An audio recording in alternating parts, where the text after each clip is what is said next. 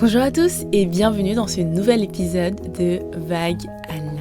Je suis trop contente de vous retrouver aujourd'hui pour ce nouvel épisode. Déjà parce que c'est le dernier épisode qui sera publié en cette année et il y a un petit sentiment de nostalgie qui remonte à la surface parce que j'ai lancé ce podcast il y a seulement quelques mois et donc c'est l'occasion pour moi, pour ce dernier épisode qui est publié cette année, de vous remercier pour l'accueil que vous avez réservé au podcast, pour les retours que j'ai eus tout le long de cette année. Merci beaucoup parce que ça a été vraiment un exercice qui n'a pas été évident parce que voilà, c'est la première fois que je lance un podcast. Et en tout cas, j'ai pris beaucoup de plaisir à être inspirée, à partager mes expériences, mon prisme de vue. Et j'ai hâte de l'année 2025 qui arrive parce que de belles choses vont se matérialiser, que ce soit ici, sur le podcast ou sur d'autres projets. Donc restez bien connectés. Alors, revenons à nos moutons. L'épisode du jour est consacré à un sujet qui me tient particulièrement à cœur. Non pas que les autres sujets que j'ai partagés jusqu'à présent soient inintéressants, loin de là, mais celui-ci, je pense qu'on devrait vraiment l'intégrer dans le programme de nos écoles dès notre plus jeune âge. C'est pour moi un sujet qui est capital, c'est vraiment la base de tout chemin d'éveil. Le sujet du jour s'intitule « Comment se reconnecter à sa boussole intérieure, à son intuition ». En introduction de cet épisode, j'aimerais m'appuyer sur une définition qui avait été partagée par notre chère et tendre Lumineuse, connue du grand public sur la sphère spirituelle. Et en fait, quand j'ai lu ces mots, je trouvais ça très juste avec ce que j'expérimentais dans l'instant. Donc voilà, j'aimerais commencer cet épisode en partant de cette base-là. Alors je cite. Dans le monde à l'envers, on définit la concentration comme suit. La concentration fait référence à l'effort mental que vous consacrez à ce sur quoi vous travaillez ou ce que vous apprenez à un moment donné. Dit autrement, quand on a une réunion à préparer, quand on a un examen à passer, on va se concentrer sur le sujet, focaliser notre attention sur ce qu'on est en train d'apprendre, sur ce qu'on est en train de lire, etc. Et dans le monde à l'endroit, le véritable sens du mot concentration est le suivant. Con, qui veut dire avec, et donc concentrer, sous-entendu, avec son centre. Dit autrement, établir une union avec le centre de son être. Alors ici, vous allez vous demander, mais alors attends, pourquoi elle parle de concentration alors que le sujet du jour c'est l'intuition, c'est quoi le rapport avec la boussole intérieure ? Pas de panique, je vous explique le lien. Donc si on regarde un petit peu la tendance des temps actuels, tout le monde a envie de se connecter à quelque chose de plus grand. Donc chez les religieux, on va parler de Dieu, chez les spirituels, on va parler de conscience universelle, d'univers, de guide également. Et côté scientifique, physicien, on va parler de champ quantique. Eh bien, tout ça, c'est la même chose. Dit autrement, tout le monde a envie d'être en paix à l'intérieur de lui. Tout le monde a envie d'être lié à ce grand principe qui n'est pas palpable. Et dans cet élan vers un nouveau paradigme intérieur, il y a de plus en plus de pratiques dites spirituelles qui se démocratisent pour justement permettre cette reliance avec ce principe universel et ressentir cette paix intérieure. Donc je parle de pratiques spirituelles parce que c'est généralement la porte d'entrée aujourd'hui qu'on va utiliser pour avoir cette ouverture de conscience sur soi, conscience sur le monde, dit autrement, appréhender la vie d'une autre façon.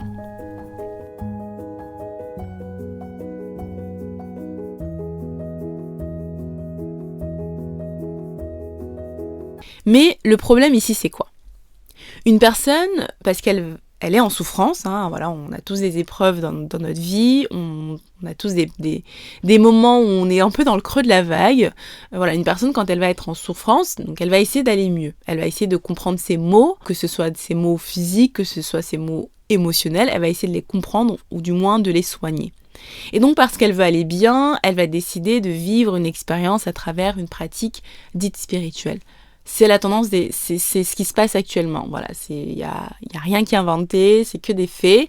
Donc elle va vouloir expérimenter, faire de la libération émotionnelle, de la psychogénéalogie, faire des constellations familiales, faire ci, faire ça, Elle va essayer de comprendre ses mots ou du moins de soigner ses mots. Ici, qu'est-ce qui va se passer ? La personne en question va aller faire son expérience spirituelle, elle va vivre ce qu'elle a à vivre, elle va consulter ce thérapeute, ce guide spirituel, comme on peut souvent le voir, et ensuite elle va se sentir bien. Elle va se sentir bien dans l'instant parce que justement l'outil utilisé dans la démarche sert à établir cette connexion, cette reliance avec notre essence véritable. Mais après, quand la personne va revenir dans son quotidien, qu'est-ce qui va se passer ? Eh bien, elle va reprendre ses habitudes, elle va reprendre sa routine, et là, naturellement, elle va complètement oublier cette reliance qu'elle a vécue durant cette expérience. Et pire encore, elle va carrément associer cette connexion qu'elle a ressentie avec quelque chose de plus grand. À ce moment-là, elle va l'associer à la pratique spirituelle qu'elle a expérimentée. Et c'est là que vient le raccourci « tel outil m'a aidé à me sentir mieux » ou encore « telle personne, tel thérapeute m'a guéri ». L'idée ici n'est pas de pointer du doigt telle ou telle pratique, telle ou telle personne, tel ou tel rôle, qu'on s'entende bien, j'aimerais simplement apporter une nuance ici. Je suis moi-même thérapeute et j'utilise l'hypnose régressive quantique comme outil pour accompagner chaque être dans ce voyage intérieur qu'on est tous en train de vivre pour justement se reconnecter à sa conscience supérieure, à sa divinité, à son intuition. Ici, ce que je vous propose comme angle de vue, c'est simplement de remettre l'outil à sa juste place. Parce que ce n'est pas l'outil qui va guérir. Et ça, je le dis à chaque personne qui fait une séance avec moi. L'outil ici, si on le remet à sa juste place, c'est simplement finalement une porte d'accès qu'on va utiliser pour permettre cette reliance avec ce Dieu, avec ce principe divin, avec cet univers quantique, ce champ quantique, avec son intuition. Ici, on va venir imaginer peut-être l'espace d'un instant, dans ce moment présent, qu'il est possible pour chacun d'entre nous de naturellement se reconnecter à sa boussole intérieure. Il est possible pour chacun d'entre nous de devenir responsable et acteur de sa transformation intérieure. Finalement, être responsable de son bien-être et ne pas forcément mettre cette responsabilité dans les mains de quelqu'un d'autre, dans les mains d'un outil, dans les mains d'un thérapeute, dans les mains de telle ou telle personne. C'est à la portée de tous, il suffit simplement d'en prendre conscience. Et si finalement cette connexion avec l'univers, avec la vie, avec Dieu, quel que soit ici le terme qui résonne avec votre cœur, parce qu'on parle ici avec notre cœur, avec la vibration de notre cœur, notre fréquence vibratoire. Et si finalement cette reliance avec notre cœur pouvait se faire dans son quotidien ? Autrement dit, et si je pouvais cheminer vers cette paix intérieure ? Et si j'arrivais à maintenir cette connexion avec la conscience universelle dans mon quotidien. Bien sûr, il est parfois nécessaire pour certains êtres d'être accompagnés, d'avoir un coup de pouce dans cette démarche, parce que voilà, ils n'ont pas forcément la capacité de percevoir la vision dans l'instant. C'est pour ça d'ailleurs que des médecins, des thérapeutes existent. Attention, chaque rôle est utile. N'oublions pas que rien n'est fait au hasard. Tout est magnifiquement bien orchestré par cette intelligence divine. Donc voilà, s'il y a des thérapeutes, s'il y a des médecins, s'il y a des personnes qui ont des facilités, des facilitateurs, des facilitatrices pour accompagner à rentrer en reliance avec cet espace à l'intérieur de nous, ce n'est pas par hasard. Mais voilà. Il faut prendre conscience de tout ça. J'ai cette capacité et cette responsabilité entre mes mains, mais à un moment donné dans mon parcours, je peux, parce que j'ai besoin, je peux tendre la main vers un thérapeute, vers une personne, un facilitateur qui va m'épauler dans cette démarche. Mais voilà, prendre conscience pour ne pas tomber dans la dépendance de tel outil ou de tel thérapeute.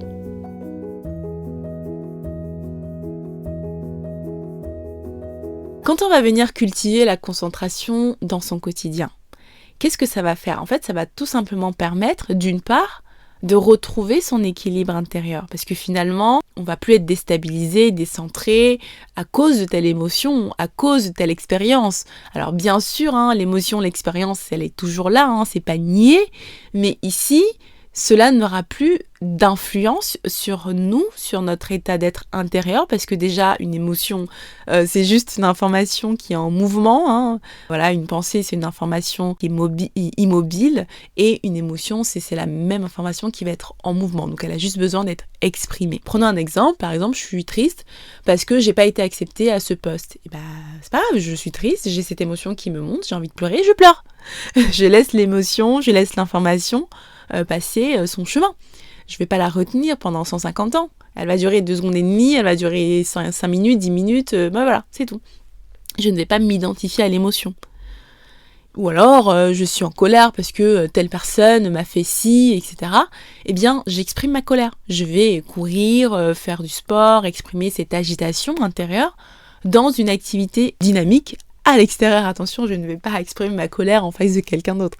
C'est pas cool. Donc l'émotion, l'expérience, elle est toujours là, mais elle n'a plus d'emprise sur mon état intérieur parce que j'ai appris à me concentrer. J'ai appris à rester en union avec mon centre. Donc je vais y venir sur ce sur quoi il faut se concentrer. Et donc finalement, chaque expérience que je la vis plus sereinement. Cultiver la concentration dans son quotidien permet aussi, d'autre part, d'entrer en union avec mon centre. Donc si on se base sur la définition partagée en introduction.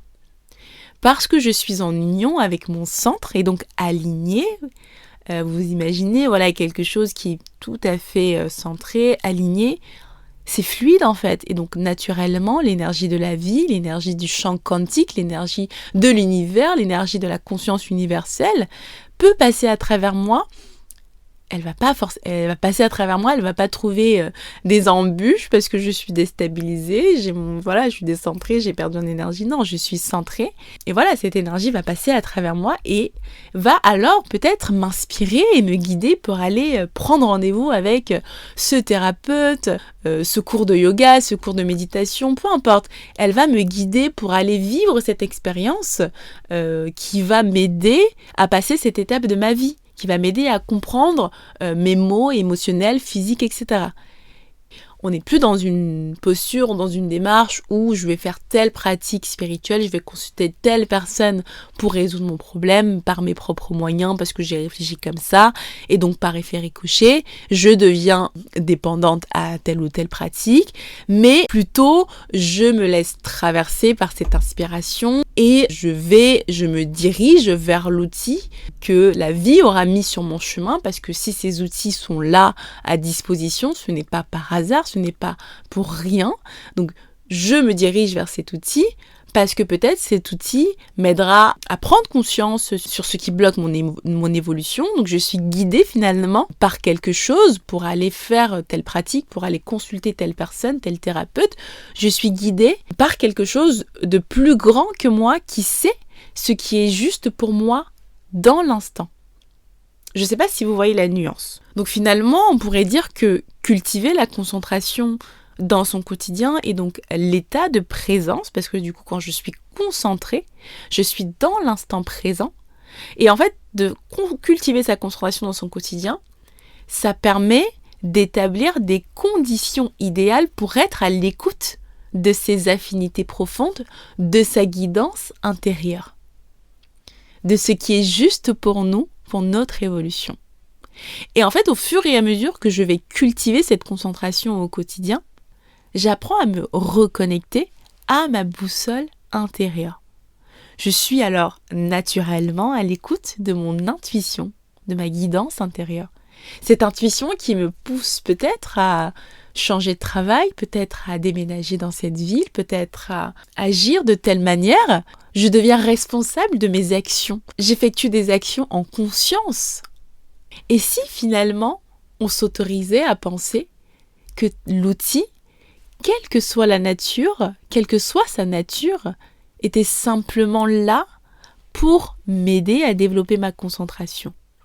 parce que j'ai tourné le regard à l'intérieur de moi, j'ai appris à cultiver ma concentration dans mon quotidien, j'ai appris à développer mes capacités de vigilance. Je peux alors être en mesure de discerner quand je quitte mon centre à cause de telle expérience et en même temps réussir ou du moins faire de mon mieux pour arriver à garder cet état de paix, cet état équanime à l'intérieur de moi, quelle que soit l'agitation qui se produit à l'extérieur. En apprenant à me concentrer sur mon corps physique, sur les sensations de mon corps physique, sur ma respiration finalement, sur quelque chose de neutre, je deviens alors attentif aux informations qui sont envoyées par la vie, parce que cette information, elle est déjà là autour de nous, présente. Mais cette fois-ci, je suis attentive à ces informations qui sont envoyées par la vie à travers mon corps physique. Dit autrement, je deviens attentif à ma boussole intérieure. Vous savez, cette intuition qui sait exactement ce qu'on doit faire, c'est ça la boussole intérieure. Le corps physique, finalement, c'est notre réceptacle pour recevoir cette énergie divine. Et donc, en prenant conscience de tout ça, finalement, qui est à portée de main, vous pouvez choisir d'apprendre à cultiver votre concentration à travers des outils dits spirituels. Par exemple, tout à l'heure, j'évoquais la méditation, la prière, etc. Il y a pléthore d'outils à disposition qui sont, comme je disais tout à l'heure, des portes d'entrée vers la connaissance de soi, la connaissance de l'univers. Mais vous pouvez également choisir d'apprendre à cultiver votre concentration à travers des outils dits passion. Vous savez, cette fameuse question qu'on pose souvent, alors c'est quoi vos passions dans la vie ? Eh bien finalement, cette question, elle prend tout son sens ici. Une passion peut devenir un outil de concentration. Une passion, c'est pas là par hasard. Parce que je suis passionnée par quelque chose, donc je vais facilement me concentrer sur cette chose-là. Donc une passion peut devenir un outil de concentration. Par exemple, une passion dans une activité physique, une passion dans une activité créative, ou encore une passion dans une activité manuelle. Je ne vais pas faire la liste de toutes les passions qui existent sur Terre. Chacun sait de quoi il est passionné.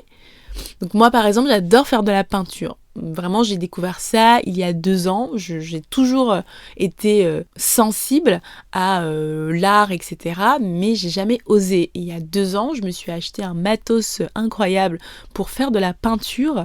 Et ça a été une révélation. Et ça a été vraiment, je me suis dit, bah vas-y, je vais juste me faire plaisir parce que j'adore la peinture, j'adore faire de la peinture. Et il s'est passé énormément de connexions avec ma guidance au moment où je peignais, après ces moments où je peignais, etc. Et donc voilà, quand je suis en train de peindre, je suis en train de peindre. Je suis sur mon dessin en train de peindre. Je suis concentrée sur ma respiration, je suis concentrée sur le mouvement de mes mains, je suis concentrée sur les couleurs que je vois à travers ma peinture. Et je ne suis pas en train de penser à ce qui manque dans ma liste de courses ou au message que j'ai oublié de répondre. Je suis dans l'instant présent. Parce que c'est une passion. Mais bien sûr, vous pouvez aussi apprendre à cultiver votre concentration, quel que soit ce que vous faites. Il suffit simplement de ramener son attention sur ce que vous êtes en train de faire dans l'instant. Et ça va permettre de cultiver la concentration dans son quotidien. Par exemple, vous êtes en train de faire la vaisselle. Bon, c'est pas une passion de faire la vaisselle, mais vous ramenez votre attention sur l'eau qui coule sur vos mains. Vous êtes en train de faire vos courses, vous ramenez votre attention sur le rayon dans lequel vous êtes dans l'instant, dans ce supermarché. L'idée ici serait alors d'utiliser l'outil, que ce soit un outil spirituel, un outil passion, un outil de la vie, de sa vie au quotidien, comme un support mis au service de mon évolution. Un support qui va me permettre de changer de regard sur l'expérience inconfortable que je suis en train de vivre ou que je vais probablement vivre. Un support qui va me permettre de percevoir la vie sous un autre angle, parce que j'aurais appris à me concentrer, j'aurais appris à ramener mon attention sur quelque chose de neutre. C'est vrai que dit comme ça paraît lunaire, mais je vous assure, c'est une posture qui peut littéralement changer votre vie. Vous savez, quand on apprend, c'est comme quand on apprend une leçon, on se focalise tellement dessus que finalement on finit par l'apprendre par cœur. C'est pareil ici. À force d'apprendre à ramener son attention sur quelque chose de neutre, ça va devenir une habitude déjà dans un premier temps. Donc au début ce sera un peu difficile parce que c'est pas quelque chose qu'on a appris à faire. C'est normal, hein, quand on démarre une nouvelle activité, on démarre la résolution de l'année, je veux faire du sport. Quand on démarre son programme sportif, on galère un petit peu, c'est compliqué au début, mais ensuite ça devient beaucoup plus fluide. C'est pareil. Une fois qu'on aura acquis à cette concentration naturelle, de revenir dans l'instant présent, de revenir dans cet espace de neutralité à travers des outils que j'aurais utilisés dans mon quotidien. En fait, j'aurais même plus besoin d'utiliser ces outils, ça va devenir naturel. Je vais vivre une expérience qui va me déstabiliser et en fait, mon cerveau, ma programmation, mon conditionnement va se rappeler de revenir dans l'instant présent, dans cet espace de neutralité, et donc va me permettre de vivre cette expérience avec beaucoup plus de sérénité, beaucoup plus d'harmonie. Donc voilà, voici comment on change sa programmation intérieure. C'est comme ça qu'on devient autonome dans sa guérison, dans son évolution. Et donc, lorsque vous vous concentrez, dit autrement, lorsque vous établissez cette union avec votre centre, tout est fluide à l'intérieur de vous. Imaginez alors cette énergie divine vous traverser et vous inspirer en même temps dans l'action la plus juste à mettre en place face à cette expérience. Tout est clair, tout est simple, tout est fluide. Mais ça ne veut pas dire que tout est facile. Voilà, c'est la fin de cet épisode. N'hésitez pas à commenter, à partager, à me faire un retour directement dans les commentaires ou si vous préférez, me faire un retour en privé sur Instagram si cet épisode résonne avec votre cœur ou si vous avez des idées sur des sujets que vous souhaiteriez que j'aborde pour cette année qui arrive. Donc c'est toujours un plaisir de vous lire. Merci à tous. Je vous dis à très vite et je vous embrasse.